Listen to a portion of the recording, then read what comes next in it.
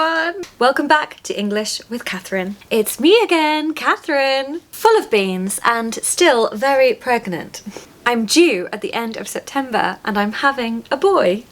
If you're new to my channel, hi, hello, good afternoon from England. This is my YouTube channel where you can learn British English, and I usually focus on daily natural English, British culture and etiquette, and of course pronunciation for a British accent. So if that sounds like your cup of tea, feel free to stick around. Yesterday was a busy day, guys. Moving into a new house plus being very pregnant means that most days are quite busy. So I've been having a lot of interactions with people compared to my usual cozy days being my introverted self. Yesterday, I kept a mental note of everything I said. This is real life English, ladies and gentlemen, used in beautiful modern day England. Don't forget to watch to the end of the video because we have our lovely advanced level word, our word of the week.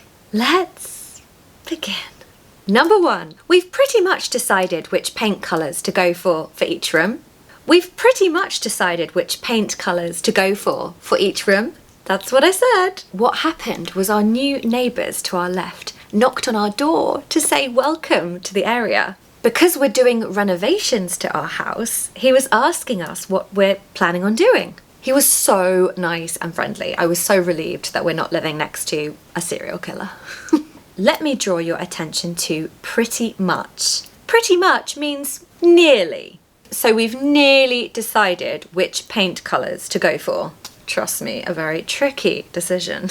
In British English, we like to soften things a little bit. We don't like to be too direct, too strong, so pretty much just kind of softens the language a little bit. Don't forget to pronounce those T's in pretty to give yourself a really British accent. Number 2, just one germ. That's all it takes. Just one germ. That's all it takes. I said this yesterday when I was reflecting on being really ill. I've been quite ill for the last 10 days, I would say. It really knocked me for 6, honestly. I was so under the weather.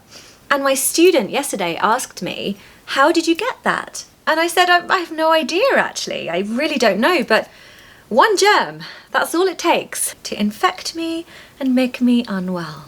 That's all it takes means that's all that's involved. It's as simple as that. Make sure to stress all. The right intonation is important. So that's all it takes. That's all it takes. Number 3, I won't keep you any longer. I won't keep you any longer. Yesterday we had our new sofa delivered. I have to just say that moment was blissful. When you're pregnant, having a sofa is kind of essential, I would say. The guys that delivered the sofa were really friendly and chatty and nice, and we got into this really nice chat. The chat was so natural and it went on for ages, and I felt guilty that maybe they had another job they needed to do, so I said, I won't keep you any longer. And that means don't let me stop you from doing your job. In British culture, we really don't like to inconvenience someone. If we feel like we're sort of imposing on them, preventing them from getting on with something, we're likely to say something like, oh, don't let me keep you. Oh, as you were. It's just polite British culture and it's what we do. Number 4, it's as if they live in the wild. It's as if they live in the wild. This is about cats. Ever since we moved into this house, there have been 2 cats prowling around the house. They're not wearing collars. There's no way of finding out who they belong to. And in Britain, stray cats or dogs are pretty much unheard of. Stray cats or dogs means cats or dogs without owners. We have a lot of respect for animals in the UK. There are many, many charities that protect animals and are constantly looking out for animal well-being. This particular cat breed, to me, looks like a leopard, a mini leopard. It's not like a regular cat. In the wild means animals that are not domesticated. They're not pets. So we don't say in the jungle, in the forest, in the fields. No, we just collectively call it in the wild. Number 5. Oh, come on. Come on. This was a response to something Tom said yesterday. He said that we should have orange walls, which for some people I'm sure would be lovely and very much their taste. For me, that would really grate on me. That would not be my vibe. So I said, oh, come on, Tom. Really? Orange on the walls? Really? Like orange juice on the walls? It's like saying, don't be ridiculous. Or are you crazy? It's a softer, more polite way of kind of being rude, I suppose, because you're questioning something that someone is saying. You're questioning their sanity in that moment. 6. Sorry, I'm not very with it today. Sorry, I'm not very with it today. That means I'm not 100% available mentally or physically. Usually after an illness, when you've been ill, you're just not really firing on all cylinders, we can say as well. It's an excuse, really, if you feel like you're not making sense or you're not being very fast at something. But yesterday I needed all the excuses under the sun. Number 7, no rush whatsoever though. No rush whatsoever though. Another piece of polite British English. So yesterday I asked Tom if he could bring home an envelope for me from his job. I knew yesterday was a busy day for him, so I said, could you bring me a large envelope please, Tom? No rush whatsoever though. You'll notice that I'm saying that quite fast, quite quickly, and that is because natives do speak quickly. That is the natural way. I'm sure it's the same in your own native language. And I challenge you to say that as quickly as you can, just for fun, to see how it goes. What's the worst that could happen? Maybe you'll end up laughing at yourself.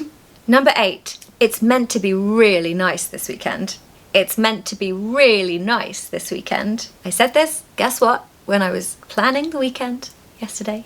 And I was talking about the weather. Last time I filmed, there was a heat wave. Really, really strong heat wave in the UK. And then that kind of went away for a while, which I was so happy about, being an autumn girl, really. And I was kind of praying that that was it, that was the end of the summer. But no, the warm weather is due to return. On Tuesday, it's meant to be 30 degrees. It's meant to be means someone has said that it's going to be, usually a weather person. I think they're called a meteorologist, which I thought was the study of meteors in space, but no, it's a weather expert. That's a really, really common thing that we say, guys, all the time. I think I even said it to the neighbour who came round last night. Of course, we ended up talking about the weather. We're British. Number 9, quite frankly, that's just rude. Quite frankly, that's just rude. I encountered a spider catching a poor butterfly and spinning him or her around in its web in the most evil, horrible way. And this butterfly was quite big and the whole thing was just terrible.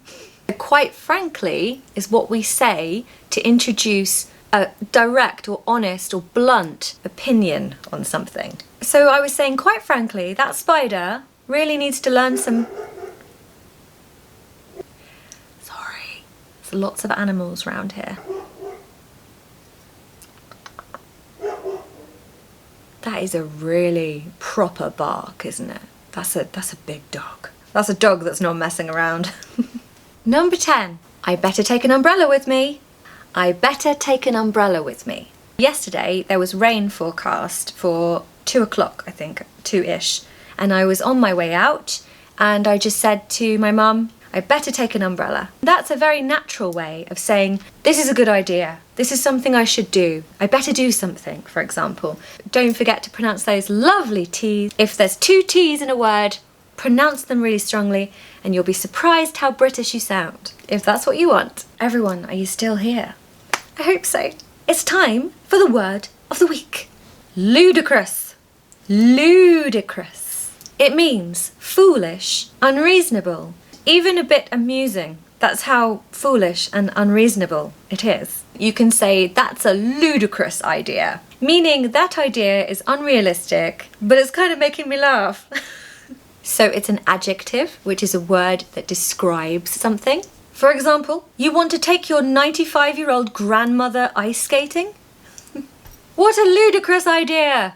Guys, it's been wonderful, as usual, to see you all again. Thank you so much for joining me. Videos are coming out sort of at different times at the moment while I'm still settling in and dealing with pregnancy and trying to work whilst pregnant. I have to say it hasn't been that challenging. I've really enjoyed it, actually. When he kicks me though, it's like, ow! I'm still getting used to that sensation. It's really funny, but really nice. Anyway, everyone, I hope you found this video useful. Can you tell me in the comments below why you watch my videos? What are your goals specifically? Are they to sound native? Is it to work on just your pronunciation? I would be really interested. It just helps me when I'm planning my videos in the future to make them extra personal to you all. Have a lovely weekend, everyone, and I'll see you next week. Bye!